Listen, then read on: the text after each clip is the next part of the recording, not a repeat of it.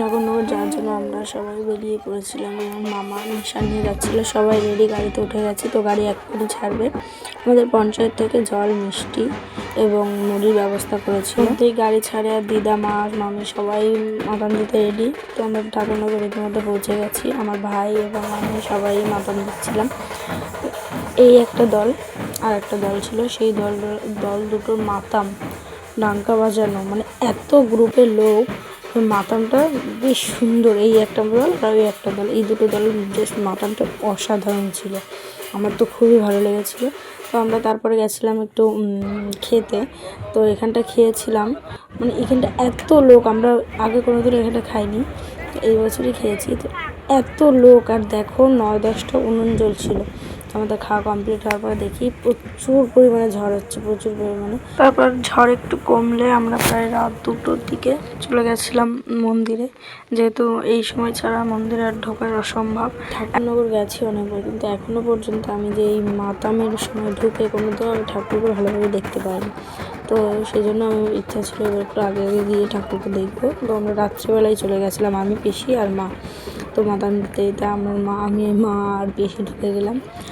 তারপর এখানটা অনেকে, তাও রাত 2টো হলেও অনেকটাই ভিড় ছিল, অনেকটাই ভিড়। যেহেতু বারুনি, তো অবশ্যই এই সময় ভিড় হবে। তো তার মধ্যে আমি প্রসাদ নিয়েছিলাম এখান থেকে। প্রসাদ নেওয়ার পর আমি তাদেরকে ভালোভাবেই দেখলাম। যতবারই দেখি, অনেকবার দেখেছি, তবুও যতবার দেখি ততবারই মনে হয় আরও দেখি, পুরো মন্ত্রমুগ্ধ হয়ে যায়। তখনও দলের পর দল আসছে, দল উঠছে আর মাতাম হয়েই যাচ্ছে।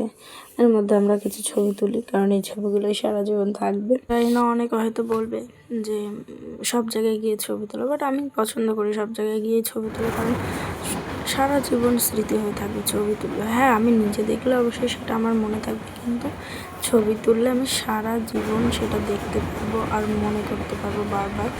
মাতাম দেখতে দেখতে আমি ভাবলাম একটু তোমাদেরকে মেলাটাও দেখিয়ে দিই। তো তোমরা কে কে ঠাকুরনগর মেলাতে বা ঠাকুরনগর মন্দিরে গেছো অবশ্যই কমেন্ট করো।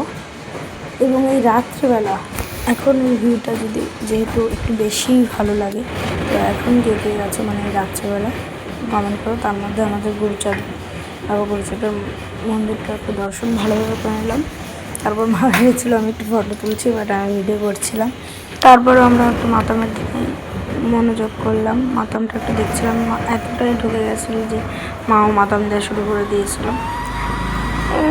ভালো, এটা রাত্রেবেলাটাই, পরের থেকে আমি যতবারই যাব অবশ্যই আমি রাত্রেবেলায় মন্দিরে ঢোকার চেষ্টা করবো। যেহেতু এই সময়টা আমাদের একটু স্নানের সময় তখন একটু হালকা ভিড় ছিল, বাট একটু পরে, এই ভিডিওটা করার একটু পরেই এত পরিমাণে ভিড় হয়ে গেছিলো, আমি আর কোনো ফটো বা ভিডিও করতে পারিনি। আমি একদম আর মানে নিজেদের এসে ভিডিওটা করেছিলাম। তো আমরা বেরিয়ে পড়েছি। ভাই দেখো ডাঙ্কাটা মাথা নিয়ে, যেহেতু কষ্ট হচ্ছিলো। তো যেহেতু এটা ঠাকুরনগরের ভিডিও বা ভ্লগ, সেহেতু আমি ভাবলাম নগর কীর্তনটা, বাড়ি এসে যে নগর কীর্তনটা হয়েছে সেটাও দেওয়া উচিত। তো পাড়ার সকলে মিলে পরের দিনই আমরা নগর কীর্তনে চলে গেছিলাম। নগর কীর্তন করে অবশ্যই কাদামাটি খেলে, কাদামাটির ভিডিও বা ফটো কোনো কিছুই তোলা হয়নি। তো আজ এখানে এই ভিডিওটা শেষ করছি, আর আমার গলার জন্য অবশ্যই আমাকে ক্ষমা করবেন। ঠাকুরনগর থাকাকালীন থেকেই আমার গলাটা, মানে এখন তো তাও একটু সুর বেরাচ্ছে। ঠাকুরনগরে আমি কথা বলছিলাম, কেউ শুনতে পাচ্ছিল না, এতটাই খারাপ অবস্থা হয়ে গেছিলো। তো টাটা।